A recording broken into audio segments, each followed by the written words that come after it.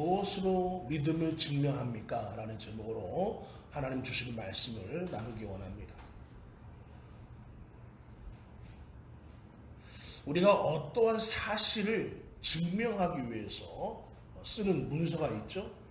증명서라고 그러죠. 증명서. 어떤 직장에 다니고 있다는 것을, 어떤 학교에 다니고 있다는 것을 증명하기 위해서 재직증명서, 재학증명서가 있습니다. 그 사람의 신분을 증명하기 위해서 신원증명서라는 것이 있잖아요. 어떤 일에 대한 경험이 있다는 것을, 경험을 쌓아왔다는 것을 증명하기 위해서 또 경력증명서라는 것도 있습니다.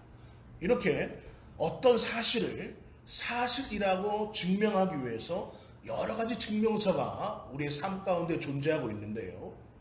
그렇다면 여러분, 우리가 가진 믿음을 증명하기 위해서는 어떤 증명서가 필요할까요? 믿음 증명서가 따로 있습니까? 그래서 교회에서 담임 목사님이 이분은 믿음이 A급입니다, B급, C급 이렇게 증명서를 띄워줍니까? 그렇지 않잖아요. 우리의 믿음을 무엇으로 증명할 수 있을까요? 나는 믿음이 있습니다, 나의 믿음은 이 정도입니다 하는 것을 어떻게 증명할 수 있느냐 하는 것. 오늘 우리가 이 본문에 등장하는 이 라합이라는 인물을 통해서 그 답을 함께 찾아 나서기를 원합니다.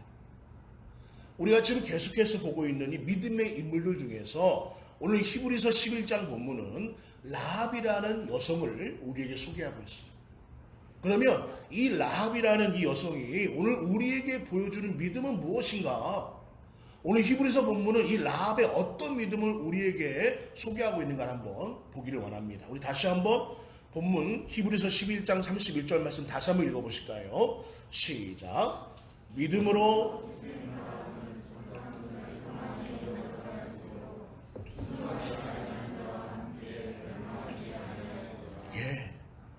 믿음으로 기생 라합은 정탐꾼을 평안히 영접하였고 순종하지 아니한 사람과 함께 멸망하지 않게 되었다 하는 것이 오늘 본문의 내용이죠. 오늘 이 본문이 소개하고 있는 믿음이 바로 그런 믿음입니다. 라합이 자기 집에 숨어 들어온 이 정탐꾼들을 숨겨준 사건에 대해서 이 라합의 믿음이 근거하고 있습니다. 그것을 지금 라합이 정탐꾼을 평안히 영접하였다라는 말로 표현하고 있죠. 우리가 지난 주일에 공동체와 함께하는 믿음이라는 이 제목을 가지고 이스라엘 백성들이 믿음으로 여리고성을 7일 동안 돌아서 그 성을 정복했다 하는 말씀을 우리가 나눴습니다. 믿음으로 그들이 함께해서 여리고성을 정복했는데 오늘 이 말씀의 배경은 바로 그 여리고성을 정복하기 그 이전에 그 앞에 벌어진, 즉 여리고성을 정복하기에 앞서서 먼저 정탐꾼들을 몰래 보냈던 그 사건이 지금 배경이 되고 있는 거예요. 그래서 오늘 이 사건의 배경이 되는 여호수아서 2장 말씀을 보시겠습니다. 집에서 예배하시는 분들은 여호수아서 2장 말씀을 펴시면 되겠습니다. 구약성경 여호수아 2장 1절 같이 한번 읽어봅니다. 시작. 눈의 아들 여호수아가 시딤에서 두 사람을 정탐꾼으로 보내매 이르되 가서 그 땅과 여리고를 엿보라 하매 그들이 가서 라합이라 하는 기생의 집에 들어가 거기서 유숙하더니, 모세의 뒤를 이어서 지도자가 된 여호수아가 두 명의 정탐꾼들을 여리고성에 멀리 몰래 침투를 시킵니다. 사실 이보다 이전에 38년 전에도 이스라엘 백성들이 가나안 땅을 점령하기 위해서 정탐꾼을 보낸 그 사건이 있었죠. 그때의 정탐은 결과적으로 실패했지 않습니까? 그 믿음 없는 정탐꾼들의 그 이야기를 듣고 온 이스라엘 백성이 요동하면서 하나님을 원망하고 불신했고 그 결과로 인해서 그 출애굽 1세대들이 다 광야에서 죽고 마는 40년 동안이나 광야를 헤매게 되는 그런 일이 벌어진 거 아닙니까? 그래서 이제 그 40년의 시간이 마치고 출애굽 2세대들이 이 가나안 땅에 들어오게 된 거죠. 이제 이 여리고 성 안에 침투한 이 두 명의 정탐꾼들이 라합이라는 이 여인의 집에 몰래 숨어 들어가게 된 거예요. 당시 기생의 집에는 여러 사람들이 모이기 때문에 그 사회의 어떤 정보들, 그 여리고 땅 안에 있는 정보들을 쉽게 얻을 수가 있었습니다. 그래서 지금 이 정탐꾼들이 그 라합의 집에 몰래 들어가게 된 거예요. 그런데 이 정탐꾼들이 발각될 위기에 처하게 되는 것이죠. 바로 여리고 왕이 보낸 그 군사들이 이제 라합의 집에 들이닥치게 됩니다. 그때 이 라합이 어떻게 합니까? 이 두 명의 정탐꾼들을 자기 집 옥상에 몰래 숨겨줍니다. 그리고 이미 그들이 다른 곳으로 떠났습니다. 이렇게 말하면서 그 군사들을 따돌리지 않습니다. 라합이 그 이스라엘의 그 두 명의 정탐꾼들을 구해준 거예요. 여러분, 오늘 히브리서 11장의 본문은 바로 이러한 라합의 행동을 귀한 믿음으로 지금 칭찬하고 있는 거예요. 왜 이것이 오늘날까지 우리에게 전해지는 귀한 믿음일까요? 라합이 정탐꾼들을 숨겨준 것이 어떻게 하나님을 믿는 믿음과 연관이 있느냐 하는 거예요. 여러분, 우리가 이것을 알기 위해서는요, 왜 라합이 그 이스라엘의 정탐꾼들을 숨겨주었는가 하는 것을 알아야 됩니다. 왜 그랬을까요? 라합은 이스라엘 사람이 아닙니다. 아모리 족속 이방인입니다. 자신이 구해준 그 정탐꾼들이 자기 동족이 아닌 이스라엘 사람인 것을 알았어요. 그래도 라합이 그 정탐꾼들을 구해줍니다. 왜 그랬을까요? 그것은 바로 라합의 고백을 통해서 알 수가 있는데요. 우리 한번 여호수아 2장 8절부터 11절까지 말씀, 8절로 11절까지 말씀 같이 봅니다. 시작. 또 그들이 눕기 전에 라합이 지붕에 올라가서 그들에게 이르러 말하되 여호와께서 이 땅을 너희에게 주신 줄을 내가 알아. 우리가 너희를 심히 두려워하고 이 땅 주민들이 다 너희 앞에서 간담이 눕나니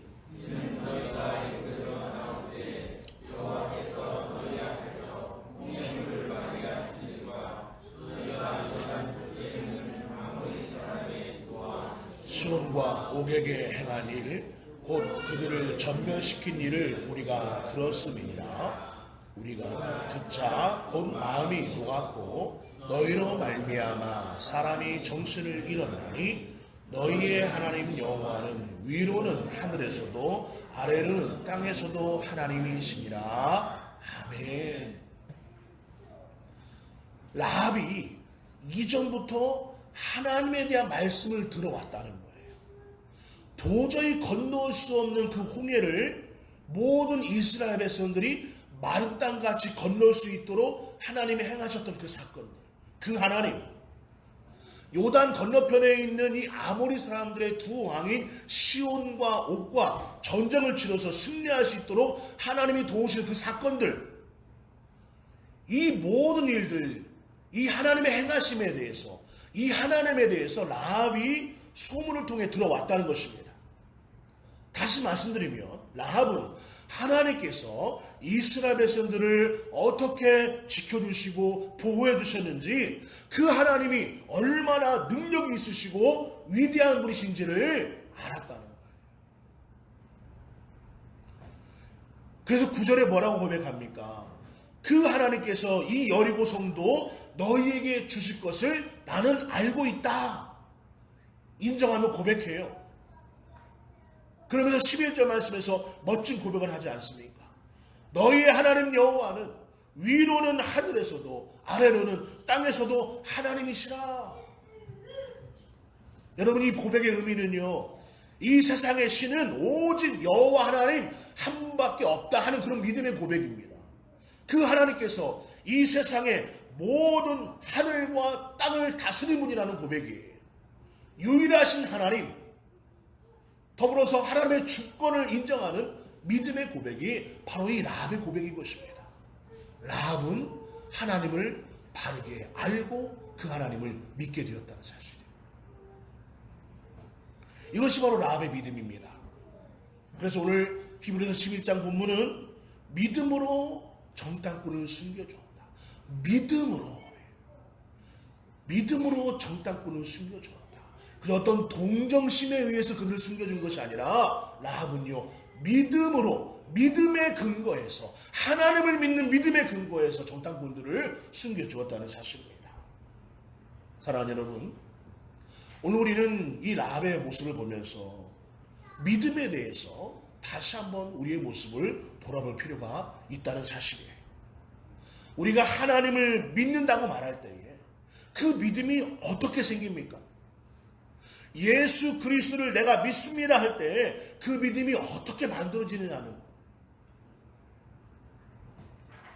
물론 믿음은요, 내가 만들어내는 것이 아니라 성령 하나님께서 주시는 선물입니다. 성령님께서 우리에게 믿어지게 하는 것이죠. 그런데 이렇게 성령님께서 우리에게 믿음을 주실 때에 이것은 크게 세 가지의 요소로 우리가 함께 생각해 볼 수 있습니다. 이 세 가지의 요소가 합해져서 온전한 믿음이 된다는 거예요. 그것은 바로 지, 정, 의, 이 세 가지의 요소입니다. 지, 정, 의. 지, 아는 것이죠. 정, 뭐예요? 느끼고 감정으로 고백하는 것이죠. 의, 뭡니까? 결단하며 행동하는 것, 움직이는 거예요. 여러분, 나는 예수님을 믿습니다 하는 이 믿음의 고백은요, 예수님께서 나의 죄 때문에 십자가에 대신 죽으신 그 십자가 사건을 아는 것이죠. 거기서 출발하는 거 아닙니까? 지 아는 거예요.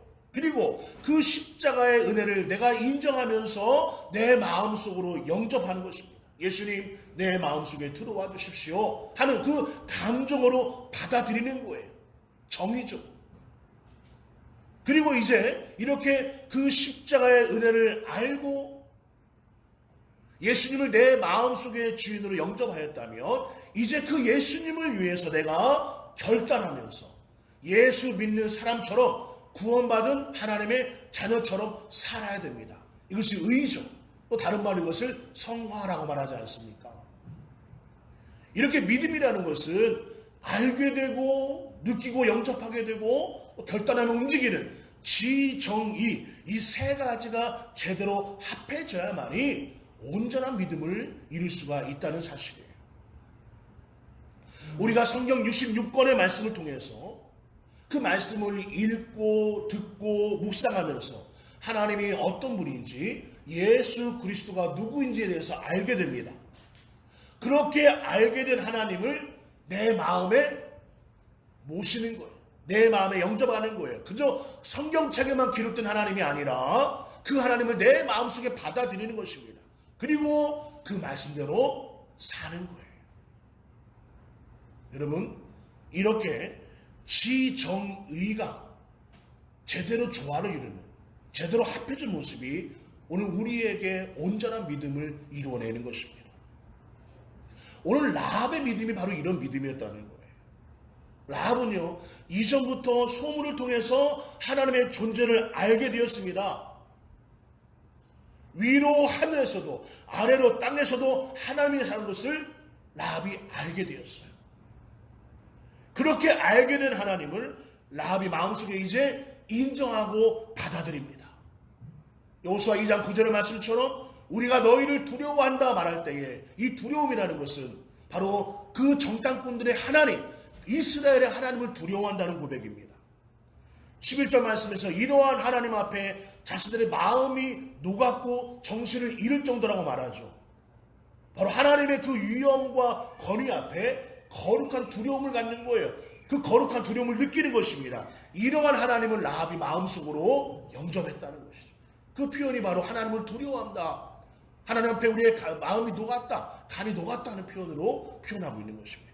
그리고 그렇게 알게 된 하나님, 그렇게 마음속으로 느끼고 받아들이는 하나님을 위해서 이제 라합이 결단하며 움직이는 거예요.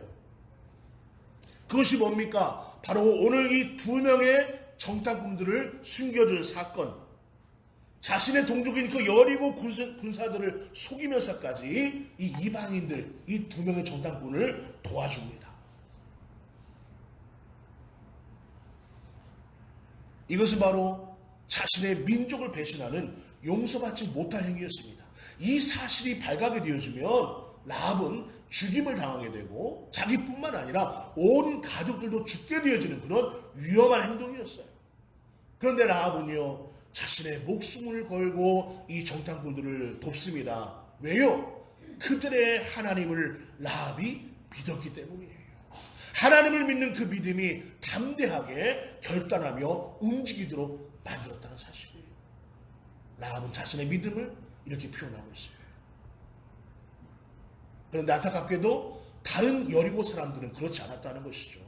오늘 본문 히브리서 11장 31절 말씀 다시 보시면 믿음으로 기생 라합은 정탐꾼을 평안히 영접하였으므로 순종하지 아니한 자와 함께 멸망하지 아니하였다 말씀하고 있어요. 라합이 순종하지 아니한 사람과 함께 멸망하지 아니하였다. 여기서 순종하지 아니한 자가 누구예요? 라합과 라합의 가족을 제외한 다른 여리고 사람들을 말하는 거예요. 이 여리고 사람들도 라합과 마찬가지로 하나님의 존재에 대해서 들어왔습니다. 알았어요. 그래서 그들도 하나님에 대해서 두려워하는 마음을 가졌습니다. 우리가 심히 두려워했다. 우리가 듣자 마음이 녹았다 말하지 않습니까? 이 우리가 바로 이 다른 여리고 사람들이에요. 똑같이 하나님에 대한 소문을 듣고 하나님의 존재를 알았지만 라합은 그 하나님을 믿음으로 받아들인 반면에 다른 여리고 사람들은 하나님에 대해서 알고만 있었지 그분을 마음속에 영접하지도 않았고 돌이키지도 않았고 순종하지도 않았다는 거예요.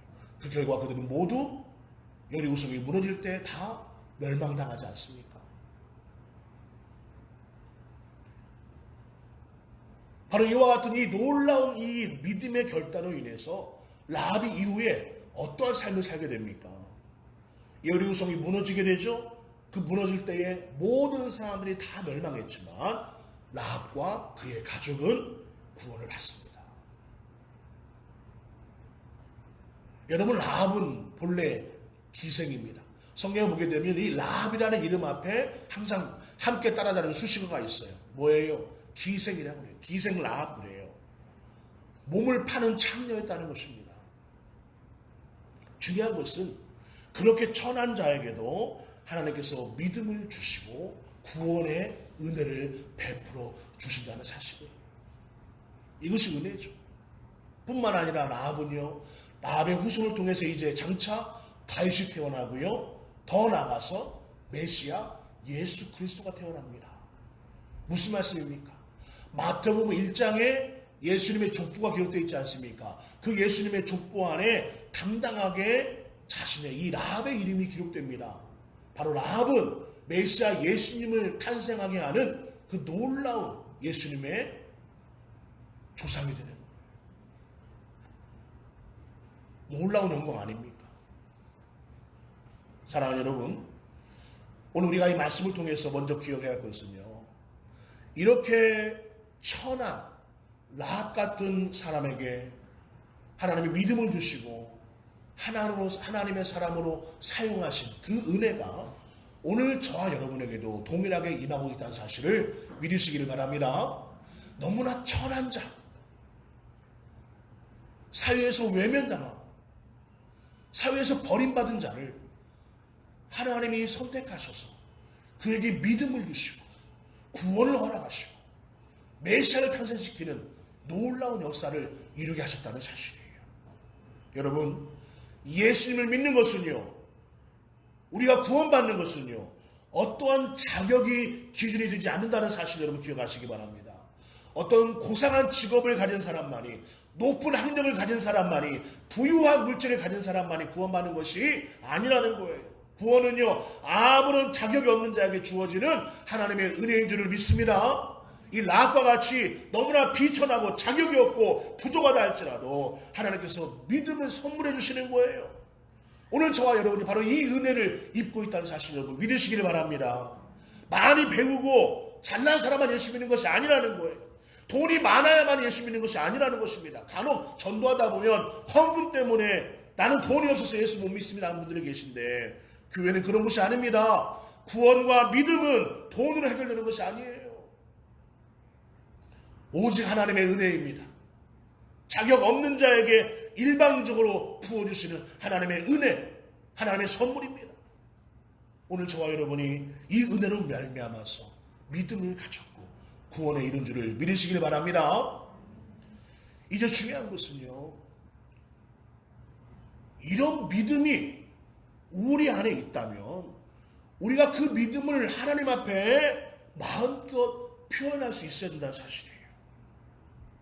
우리의 지정의가 온전한 믿음을 만들어야 된다는 말씀을 드렸습니다. 그중에 특별히 이 의의 모습이 온전히 이루어져야 되는 거예요. 하나님을 알게 되고 그 하나님을 마음속에 모셨다면 이제 그 하나님 앞에 우리가 행동으로 반응해야 되는 것입니다.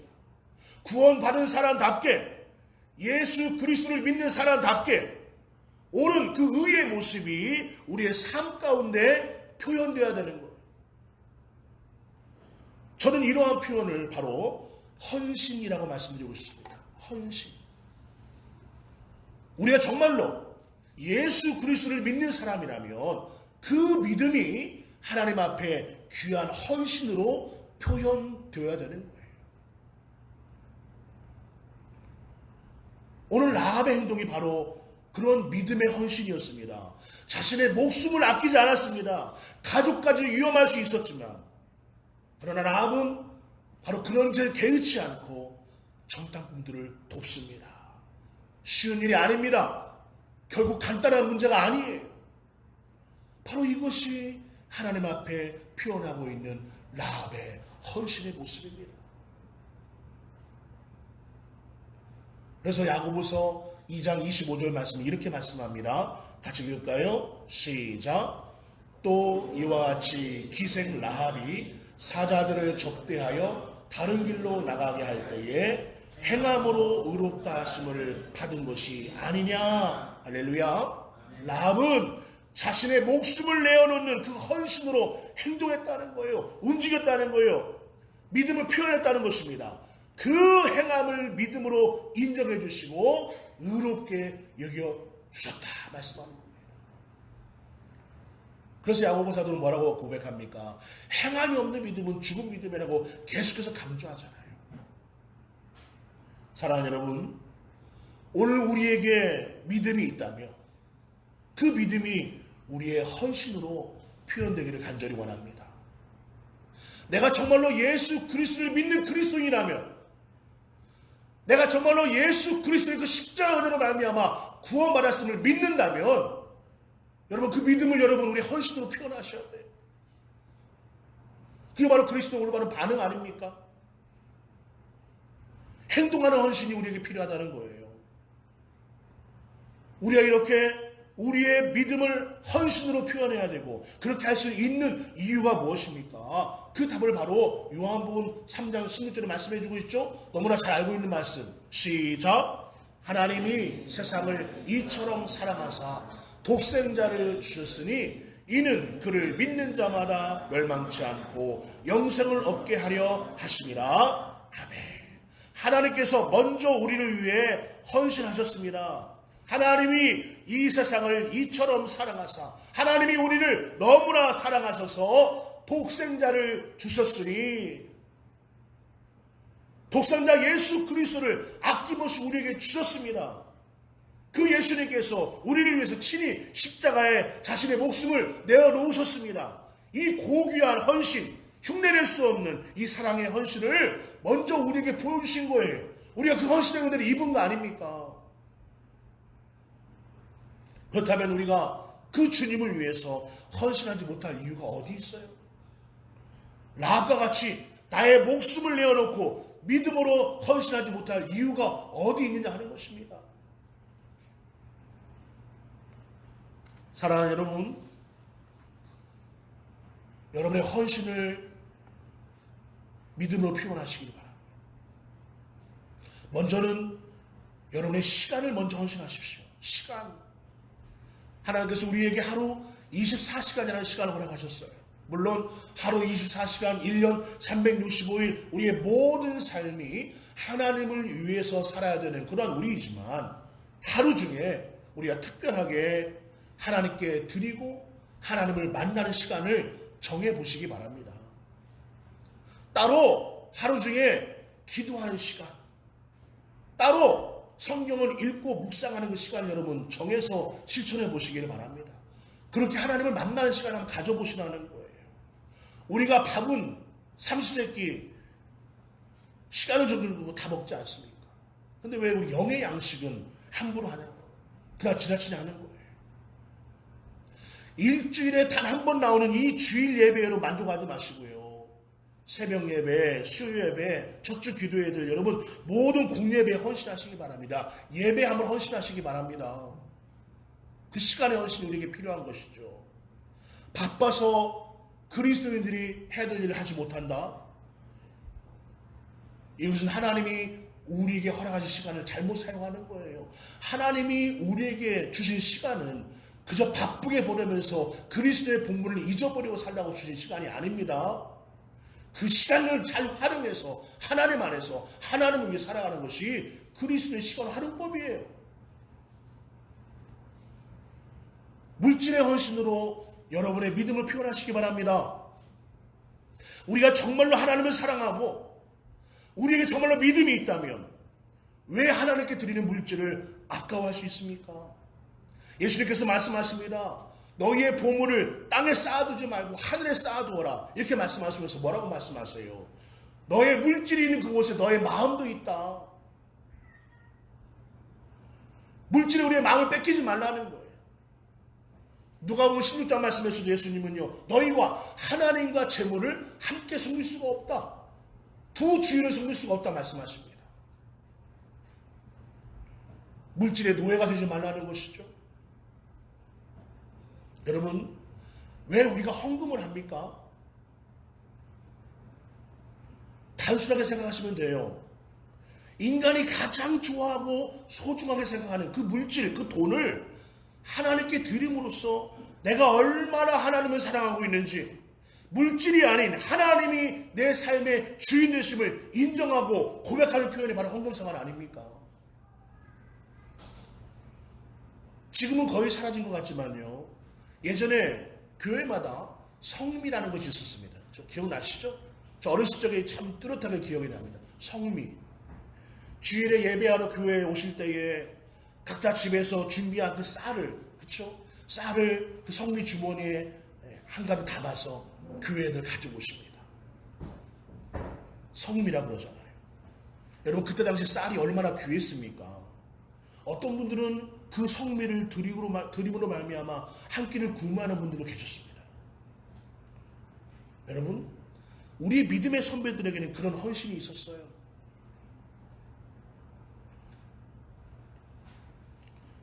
여러분의 은사를 가지고 여러분 헌신하시기 바랍니다.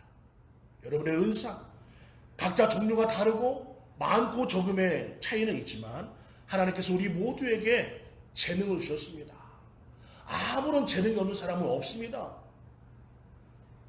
그 재능을 가지고 여러분 교회를 섬기시고 복음을 전하고 하나님을 위해 사용하시면서 여러분의 믿음을 마음껏 하나님께 표현하시기 바랍니다. 얼마나 아름다운 모습이에요. 하나님께 드리는 헌신은 크고 작음이 없습니다. 얼마나 하나님을 사랑하는 마음으로, 얼마나 내가 가진 그 환경과 조건 속에서 최선을 다하여 드리느냐 하는 것을 하나님께서 귀하게 보시는 거예요. 말씀을 정리합니다. 오늘 말씀의 제목이죠. 무엇으로 우리의 믿음을 증명합니까? 헌신입니다. 우리가 믿는 구원자 예수 그리스도의 가치, 복음의 소중한 가치, 주님의 피값으로 세워진 교회 공동체의 가치를 우리가 믿음으로 받아들이시면서 이제 우리의 믿음을 여러분의 헌신으로 표현하시기 바랍니다.